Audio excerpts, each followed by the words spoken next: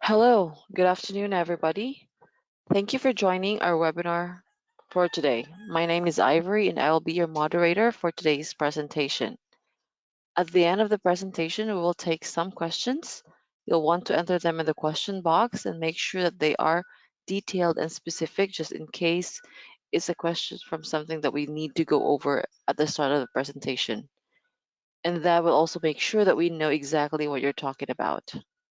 Any questions that we can't answer today, we can answer it offline afterwards, or you can email to support at windwardsoftware.com, and support can help you out with any questions you have. And also, now you can access the past webinar presentations on our website. All of the presentations are there at www.windwardsoftware.com/webinar. Everything is in there. So today's presentation, we're going to be discussing common problems with inventory reconciliation. This one is a great topic for sure. And our speaker for today is Eugene Luzon. He is one of the tenured software support technician, and he's actually been in support for um, over 4 years now. So without further ado, let's get started. Take it away, Eugene. Thank you, Ivory. And yes, hello, everybody. Welcome to our webinar for today. So again, we'll be discussing common problems with inventory reconciliation. And yes, I agree that this is a very good topic, especially now a lot of you guys are doing your year end. So this will really be a great help for your year end. All right. So this webinar will discuss effects of overselling, manual adjustments of quantity, cost adjustments during sales, not creating bills on a PO received, and some others. But again, I will just focus on the common ones. So there could be more, but yep, we will just focus on the common problems. So again, there will be a live demonstration later after the presentation, and then we'll also cater question and answers. All right. So before we get started, I just want to discuss about these two things. So we need to understand what exactly is inventory in System 5. So basically, there are two things that we need to look at. So these are the inventory value, and then the other one is the inventory ledger. So inventory value is derived from the value of the inventory received on purchase orders, and of course, the sale of inventory. We also want to consider that any adjustment made in the item record, or what we usually refer as stock adjustment, will affect the inventory value report. On the other hand, inventory ledger, so this is your 1200 ledger number. So if you're on your trial balance or balance sheet, so usually 1200 is used for the inventory ledger. But if you're using a different ledger, then just please refer to your chart of accounts. So inventory ledger, this is derived from bills created in your system to record bills received from your supplier. So also inventory ledger, basically this is the accounting side of things. So it's being affected by bills, invoices, posting invoices rather, such as the accounts receivable type invoice and cash type invoices. And also inventory ledger can be affected through journal entries. So that is if you do adjustments. All right.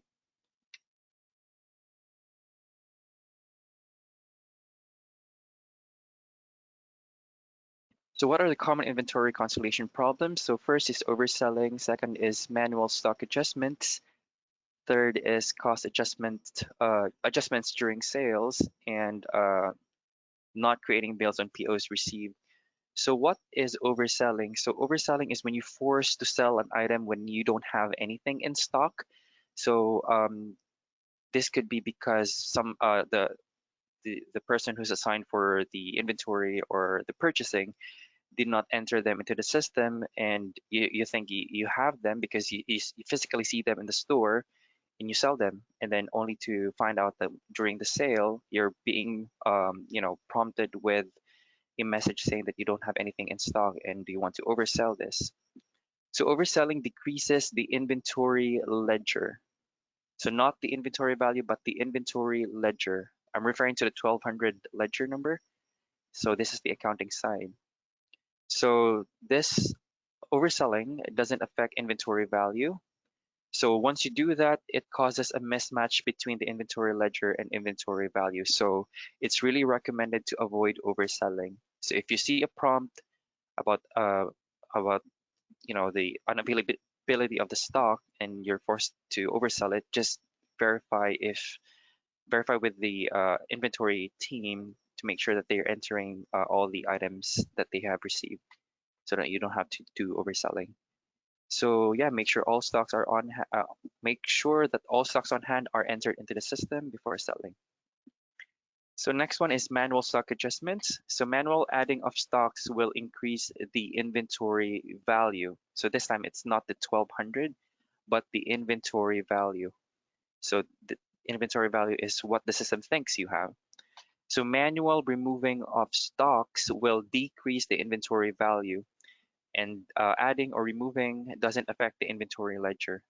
So it's really recommended to use PO, purchase orders, when adding stocks, and you must create a bill that would match your purchase order. So in that way, your inventory value and inventory ledger will match up. So if you really wanted to go with just doing the manual stock adjustments, just make sure that you will enter a bill for it, or if not, you can create a journal entry, because that will still allow you to post your 1200, so that you can still be reconciled. And then next is cost adjustment during sales. So it affects the inventory ledger, the 1200. So it doesn't affect the inventory value. So it's recommended not to adjust cost on invoices. Invoices, again, AR and cash type invoices, because those are posting invoices. And then not creating bills on POs received. So receiving PO increases the inventory value, but not creating bills will leave the inventory ledger unchanged. So that will then cause a mismatch between the two. So all POs, you have to create a bill, and all your bills must match the value of the purchase order that you have received. So anyway, I'll be showing you demonstrations on each one of these so that you can see the behavior um, and how it affects the inventory ledger and inventory value. So let's head over to my demo. So here's my demo. So let me show you. This is my trial balance, by the way. So you can see the list of ledger accounts and their respective values. So you can see that my 1200 inventory, so we have 86,882.40. And I will show you the inventory value. So by the way, you might be confused why it looks different. So actually, this is the stock landed value report. So I will be using this as a representation of my inventory value, because for some reason my data seems not to work when running the inventory value. Just to show you, let me show you. Hold on, inventory value. So this is how you would normally run it. So we want show detail, all categories, and then if you have multiple departments, just choose all departments. So if you view, you would normally see all the items, the categories, the respective quantities, and financial stock values. So here, just to show you that it's not working on my demo, because financial stock value total is not being reflected. So it's only reflecting the quantity. So I'm not sure what's happening here, but yeah, for some reason, it's my data that's having the issue. But yep, I have a workaround. So I'll be using the stock landed value report for my inventory value. And again, my total here is the same, 86,882.40, which again matches my inventory ledger, 1200.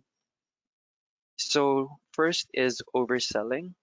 So we will try to create a sale. Again, we want posting invoices. So I'll choose an accounts receivable type invoice. I'll pick a random customer here.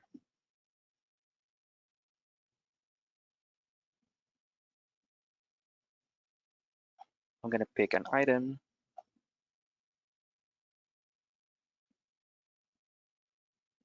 Okay, let's just use that first one in there. Okay, so there's the landed value of the item that I'm selling. So pretending the customer paid in cash, and then let's close out of here, and then we will rerun the report. So again, as what I mentioned, sorry, by the way, that's not overselling. Let me just go back. Sorry. I was supposed to demonstrate overselling. Hold on, I'm just gonna undo that. I apologize, guys.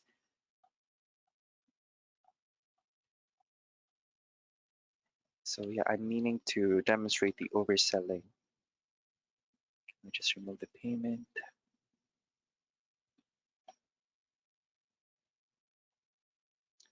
Okay, so we need to look for an item which we don't have in stock. Let me see. Okay, just bear with me here. Let's see. Okay, yeah, the first one there. So you can see that I don't have any in stock. So I have zero quantity. So let's try to oversell. So I get this stock warning because I don't have anything in stock. And then some people normally oversell because they physically see the item in the store. So they would force sell it. They would oversell it rather. So in here, this item has a landed of 0.45. So it's a small number, but I will show you later on that the inventory ledger will decrease because overselling affects your inventory ledger 1200, not the inventory value. So let's pretend the customer paid in cash, exit without print, and then let's head over to our reports. So I'm just gonna maximize. So again, overselling affects the inventory ledger. So this is the trial balance. I'll rerun it, and you can see that my number here changed. So 86881.95, and then the inventory value, I will rerun this and expected that this number should stay the same because overselling will not affect your inventory value. So there you can see that it remained the same, but my inventory ledger changed due to overselling. All right, so I hope that's clear. So I'm just gonna undo this so that I can demonstrate the other common problems with inventory reconciliation. So let me just go back to where I'm at. Okay, so that's good. Just rerun this. So now I'm back to the 86882.40, which matches my value. All right, so next is manual stock adjustments. So manual stock adjustment is simply going to the inventory record. Okay, say for example, this one. So if you go to cost or stock levels, you have a button there that says create stock adjustment. So this will allow you to manually adjust your inventory stocks. So create stock adjustments. So let's say yes to it. I'll just put one. Just gonna put my comment in there, and then I will change the landed just for us to better see the changes rather in terms of the inventory value. Because this time manual stock adjustments will affect your inventory value, not the inventory ledger. So I've put one in there, and then the landed is 100. So let's save it. And now if I go back to my reporting, so this is my trial balance. So you can see that it remained the same. Because then again, manual stock adjustment only affects your inventory value. So I'm rerunning my inventory value report. And there, you can see that it changed. All right, so it changed. So that's the effect of manual stock adjustments. So as what I've mentioned earlier, if you are doing that, you need to make sure that you're supporting that manual stock adjustment by creating a bill that posts to your inventory ledger 1200, or you can also use your journal entry. Yeah, that would still post to 1200. So I'm just gonna remove that so that we will be back to where we were. Okay, let me go back and rerun this. So that remained the same. Value is back to how it was. All right. So manual stock adjustments. So that's affecting your inventory value. So cost adjustment during sales. So there are some people, change. There are some people changing the cost or the landed price of their items, which are already attached to sales invoices. So let's pick one here. Let me see. Okay, this is an AR type invoice. So we want to edit that one. And then in here, you can see that my landed is 0.04. But what if I change that to 100? So I'm increasing it very much. And then let's exit this and then rerun the reports. So again, adjustments made on landed prices attached to invoices will affect the inventory ledger. So I'm just going to recalculate this one. And there you can see that it changed. And then the inventory value, it remains the same. So that's what happens when you adjust landed prices on sales invoices. So it's not really recommended to do that. And then the last one, okay, hang on, I'm just gonna go back. I will just undo that.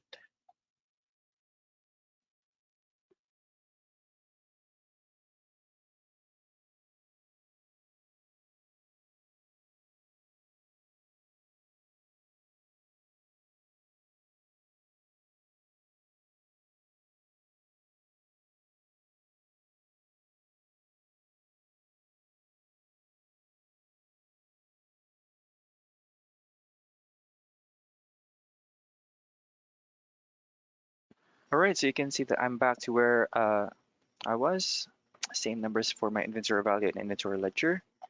So the last demonstration will be not creating bills on POs received. So I will create a purchase order.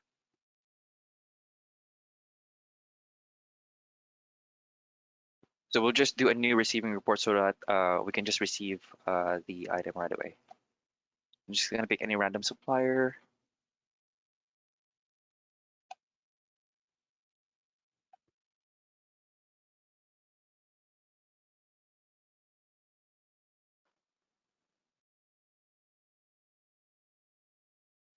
Okay, so for this item, let's pretend to be receiving 5 and then receive. So by doing this, receiving purchase orders, this will increase the inventory value. So that's done. So now let's check our reports. So inventory ledger stays the same. And then the inventory value, so we should expect it to increase. There, you can see that it has increased. So in order to match the inventory ledger, we need to make sure that all our purchase orders have bills created, and then the numbers should match. So I'm just gonna add a bill for my supplier. So this is the bill window, and then you can see that there's a purchase orders tab in here. So what we will do is to pick the one that we just received, add PO items. So you can do add all items or add summary. So for this case, I'll just do the add items. So you can see that there's the 5 that I just received. So this is posting to 1200. So this will now um, catch up or match up the, let me just save this, enter a bill. Okay, let's just put 123 for our bill number. So creating a bill after receiving a PO should increase also your inventory ledger. So I'm just gonna recalculate this. So now it has gone up to 86904.90, which matches our, oh, hold on. So there's a discrepancy. Is it not? Yeah, I think we missed something.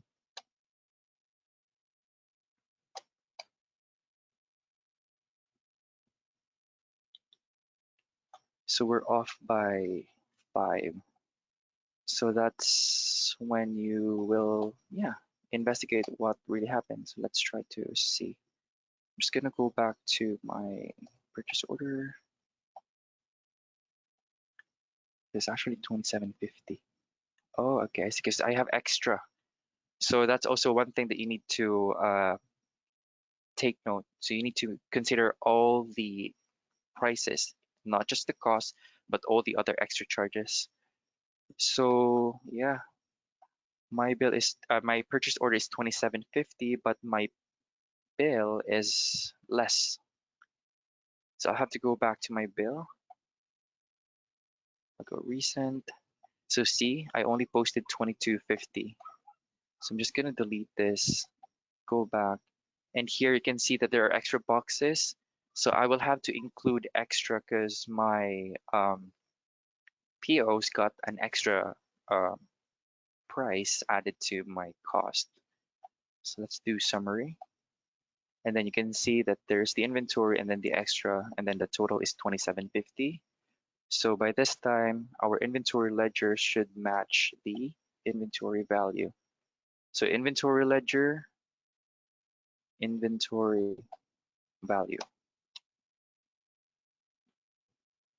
Okay, there. So 86909.90, which matches the inventory ledger.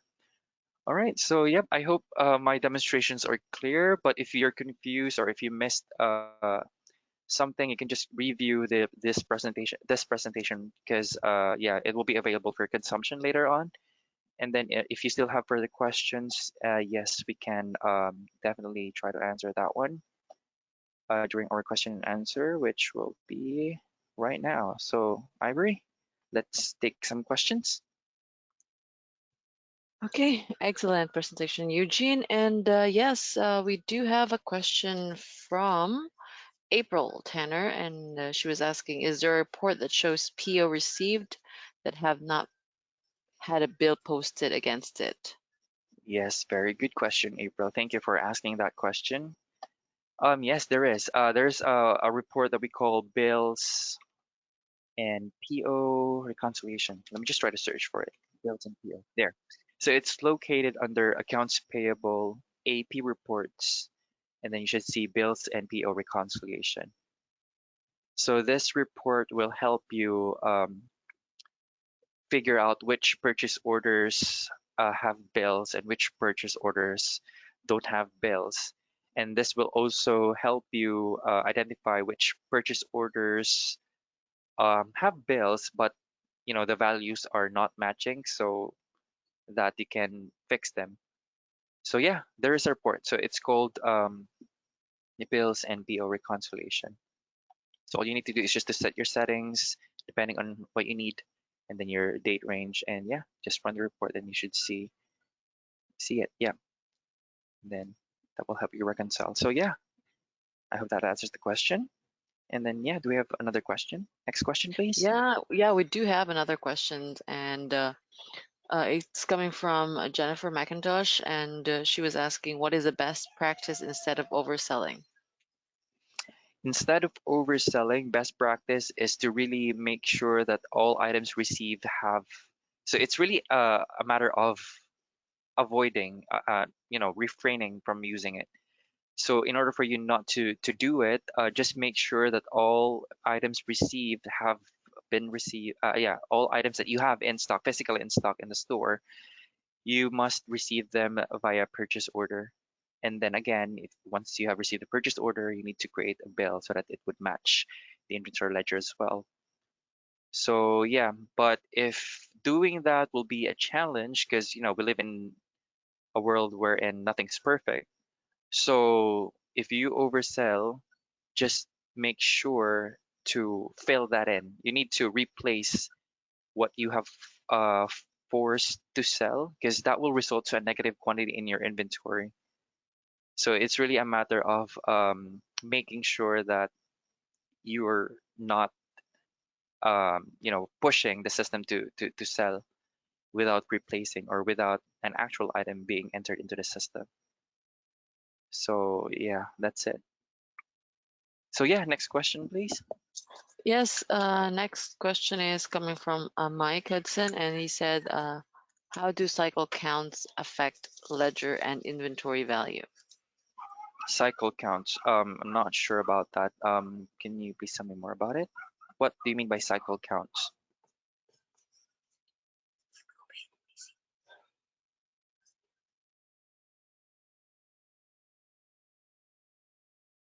Okay, while waiting for Mike's follow-up question, follow-up update on the follow-up questions. Let's proceed with the other question from Joe Keller. He said, show how to load inventory value report for the year end compared to the stock value report.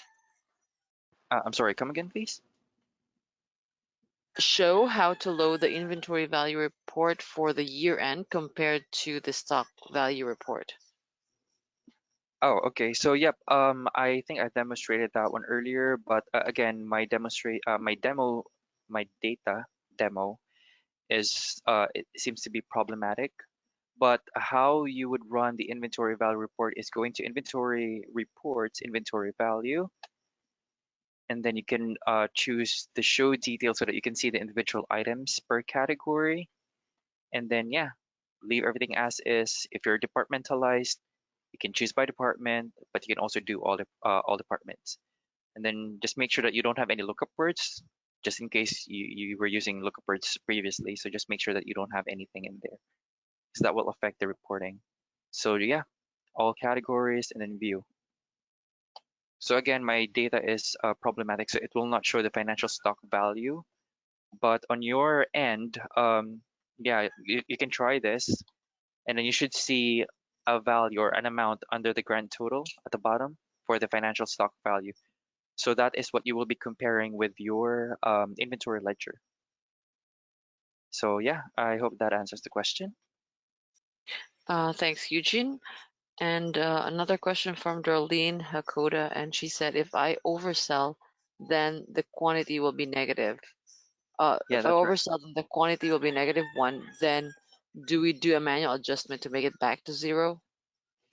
So yes, you can do manual stock adjustment, but you need to bear in mind that doing a manual stock adjustment, you really have to be careful because you need to make sure that whatever landed value of the stock that you're manually adding into the system matches the landed price that was already attached to the invoice. Because by default, the system, I think this depends on the way your system is being set up, but usually the landed price defined in your setup wizard, if it's standard, so it will basically pull the standard pricing on the invoice. So whatever manual stock adjustment that you will do, you need to match that with the landed on the invoice. So yeah, because manual stock adjustment takes care of the inventory value, and then the one that you oversell on the invoice, or the oversold on the invoice, affected the inventory ledger. So yeah, that's it. And doing manual stock adjustment, you need to make sure that you're entering a bill or a journal entry to support that adjustment. I hope that answers the question. Okay, thanks, Eugene. Another one here from Carmen Walker, and she's asking, is there a report that shows oversold items? Yes, there is. Oversold. Yeah, you can design a report for that. Oversold. So let's design inventory reports.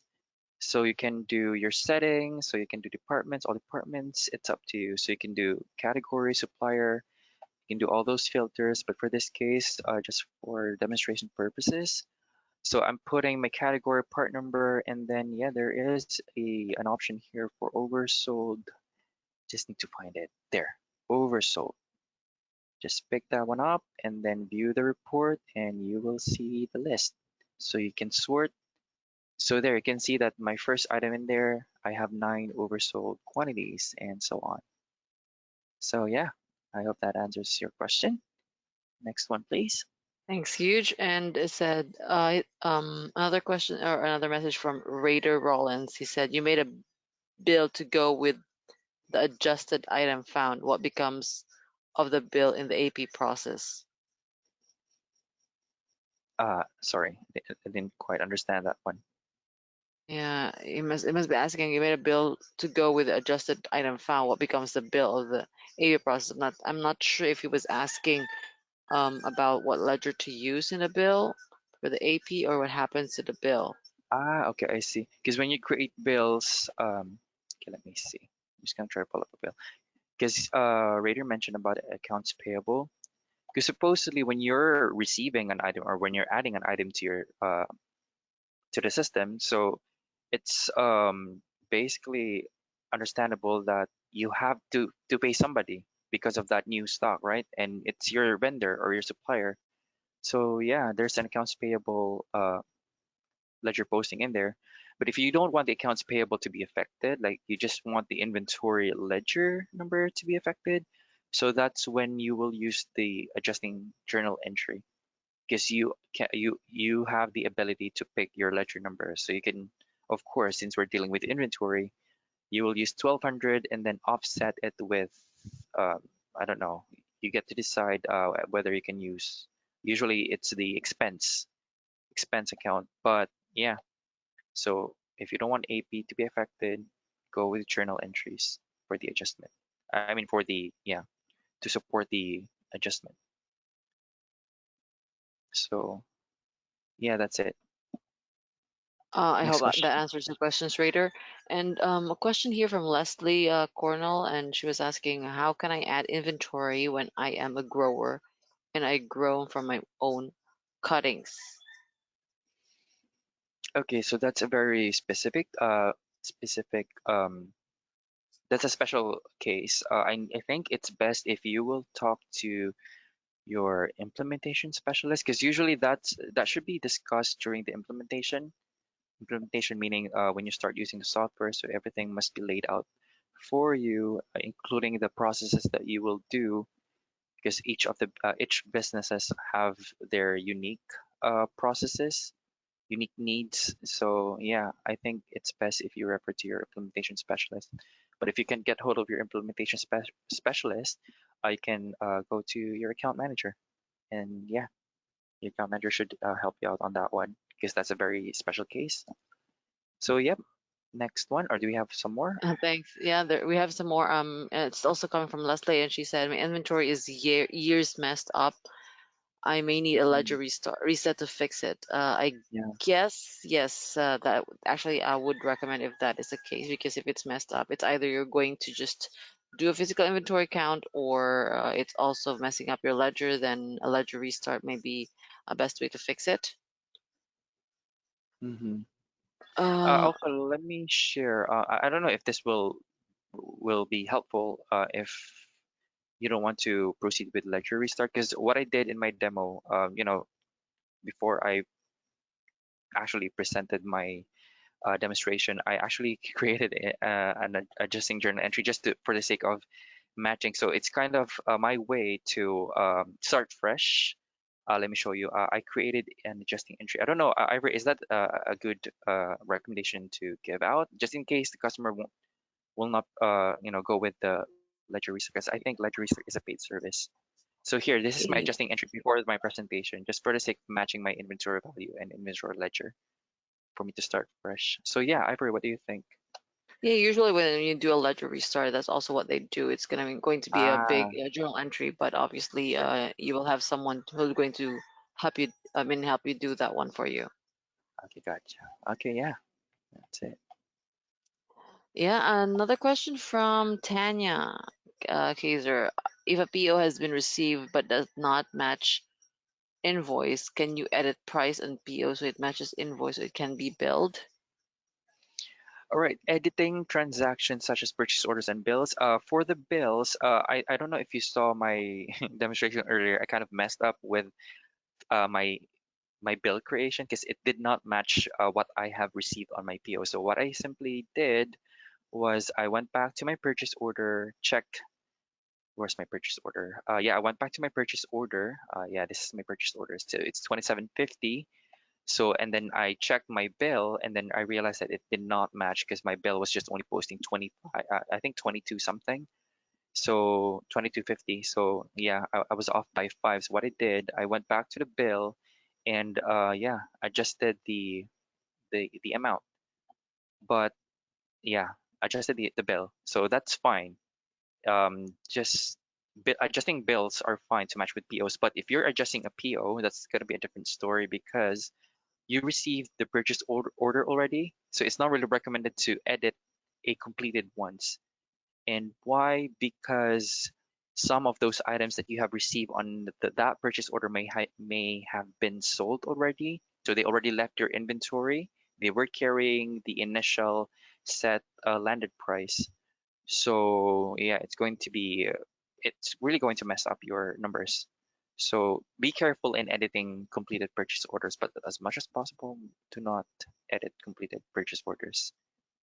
But it's case to case basis, all right? But yeah, if you need further assistance on that one, you can call support and we will help you out. Okay, thank you so much for that message or tips, Eugene. Also, we have a question from April. Instead of overselling, if you know you do not have the item in the inventory, can you sell miscellaneous, or does it also affect 1,200 account or inventory account and not stock value? I think I encountered that discussion, which will be a further discussion. Let me show you. Because I was meaning to show this. Because again, because of our limited time for this webinar, you can go to your customer care portal. Customer care portal. Let me just go to windwardsoftware.com. So guys, if you're following, just go to windwardsoftware.com on your browser. And then I just have to wait. Windwardsoftware.com. Why is it taking so much? Okay, there. I think it's loading. So if you go to resources, go to help center,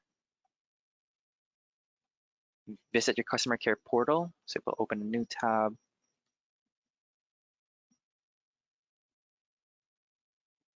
Oh, sorry, not that one. Because I, hang on, let me try again. Windwardsoftware.com. Okay, so resources, help center, visit your customer care portal.